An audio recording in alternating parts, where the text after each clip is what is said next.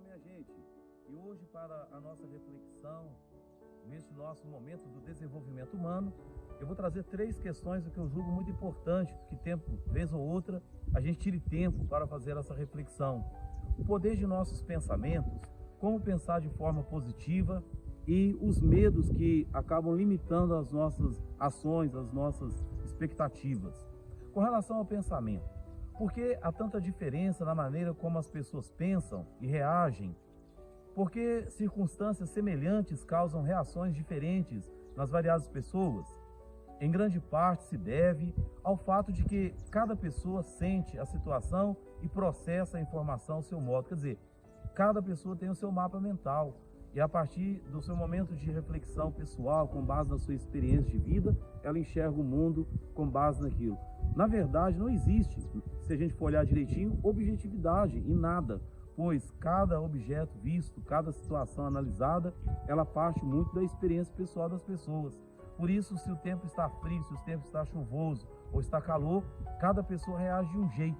Há quem até se sente deprimida, quando o outro se sente feliz, porque para ele é vantagem. E no mundo e no mapa mental dessa pessoa, aquela temperatura, aquela circunstância, aquele acontecimento acaba sendo visto e ela tem uma reação favorável com base no que está à sua volta ou acontecendo externo ou internamente dentro de si. Com isso, então, nós compreendemos o poder que tem o nosso pensamento. Diga-me o que você pensa e eu direi onde você está e provavelmente aonde é que você vai chegar.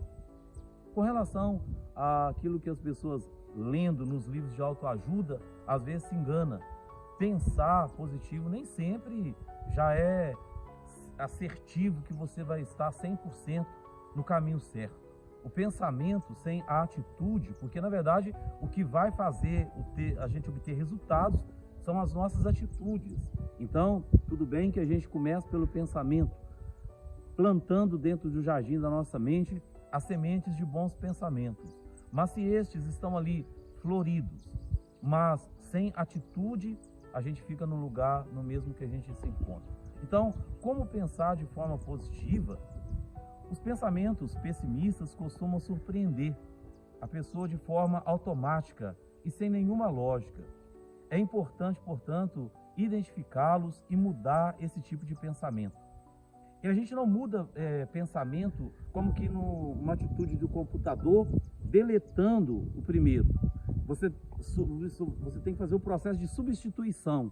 A gente não deleta, você não consegue substituir pelo processo de deletar. Você tem que buscar uma imagem, você tem que buscar, por isso, imaginação. A imaginação, ela vai sugerir naturalmente o bom pensamento. Um exemplo, se eu narro a história da perda de um ente querido com detalhes, é muito provavelmente que a sua cabeça, a sua mente, os seus pensamentos, eles vão numa direção mais sofrida.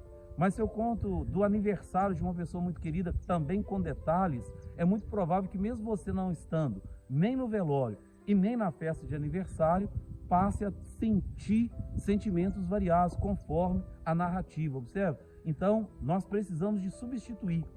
Uma pessoa, ela se está numa frequência negativa e ela busca mais para alimentar essa frequência com mais sentimentos desastrosos, é muito comum que prevaleça pensamentos dessa mesma frequência, dessa mesma natureza. Então é importante que a gente possa estar atento, sobretudo, a essa questão. Nós não deletamos pensamentos, não deletamos sentimentos, substituímos. Outra realidade da qual eu falei também é a terceira, que traremos para a nossa reflexão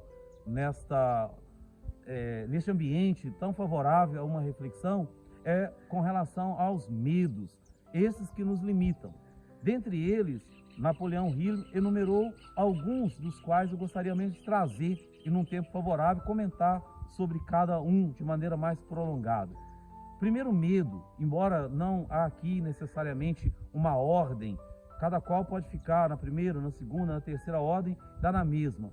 A questão é que quando uma pessoa está como que aprisionada pelo medo de perder uma pessoa amada, ela acaba também, na verdade, com base nesse medo, vivendo toda uma prisão. Então todos nós temos medo de perder pessoas que fazem parte de nós, porque aquele processo dentro do útero da nossa mãe, quando nós nos confundimos a ela, perdura até o fim da nossa vida. Quando nós estamos atrelados a alguém por base ou por motivo de realidade afetiva, nós nos confundimos a essa pessoa. Observemos que a convivência prolongada com alguém faz-nos, ora, interferir na vida daquela pessoa e percebemos que ela também interfere na nossa vida. Outro medo que assombra praticamente 100% da população humana é o medo de ser criticado. Porque nós temos muito medo de ser criticado, porque dentro de nós há esse propósito ilusório de que todos devem aceitar os nossos sentimentos, os nossos pensamentos, as nossas atitudes. Isso não acontece. Então nós devemos nos blindar com relação ao medo, porque ela virá. Você fazendo tudo certo, você fazendo tudo errado, de alguma maneira ela virá. Porque as pessoas que nos criticam nem sempre criticam pelo que somos, mas pelo modo como elas nos veem. Então devemos superar, para que a nossa vida tenha um pouco mais de liberdade, o medo da crítica. Também o medo que para nós é terrível é o medo da doença. Sobretudo nós que estamos vivendo agora neste período, que todos estamos como que mais sujeitos à pandemia. O medo da doença é ruim porque ele nos tira aquilo que é nosso do dia a dia.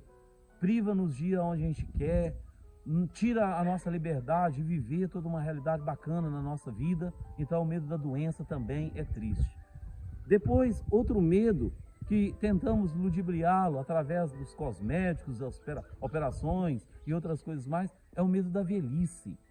Às vezes nós temos medo da velhice, diz Napoleão Hill, que foi o que numerou dessa maneira os medos que nos limitam, é porque além de nos cercear, ela conta também da brevidade da nossa vida. Uma pessoa que já conta com determinado tipo de idade, ela já vive um pouco mais esse medo. Por isso a busca frenética de várias maneiras de nos deixar rejuvenescidos. Medo da velhice também é um medo que nos assombra. Segue ele com a relação dos medos que nos limitam, o medo da pobreza. Aqui não pensemos apenas numa grande ou média ou pequena quantia de dinheiro, mas é a questão das consequências que a pobreza traz à nossa vida. Não ter como cuidar da saúde, não ter como dar o que a gente quer para os nossos que nós amamos, não ter aquela liberdade de poder adquirir um bem que possa nos trazer conforto. E o pior ainda, a maneira como as pessoas podem vir a nos olhar. Porque ainda que a gente tente superar esse medo, ele está muito atrelado também à aceitação. Porque normalmente a gente acaba confundindo a pessoa com aquilo que ela acaba tendo. Isso aí acabou entrando no universo da nossa cultura e, portanto, esse medo arrasa-nos, é o medo da pobreza. E por fim, ele diz, um grande medo que nos assombra é este que inevitavelmente todos haveremos de passar, o medo da morte. Talvez porque após a morte ainda perdura, mesmo com o discurso religioso, da tanatologia, da antropologia cristã, da filosofia e outras coisas mais, ainda é um mistério, porque nós não sabemos o que está por trás deste véu que nós chamamos o fim último do homem, ou a morte, como queira. Então tá aí. Hoje, nesta nossa meditação no desenvolvimento humano, tratamos do poder de nossos pensamentos, como pensar de forma positiva e também sobre os medos que acabam nos limitando. Cabe a você então, a mim, a todos nós, olhar e perceber com coragem, analisar os nossos pensamentos, se estamos cultivando os que nos proporcionam uma atitude mais proativa e também o enfrentamento com relação aos medos que nos limitam. Eu desejo então que nesse momento do desenvolvimento humano, isso colabore para que você possa buscar a sua liberdade interior, buscar a sua liberdade, através dela a sua felicidade, a sua paz. Tudo de bom, um abraço, até o próximo programa.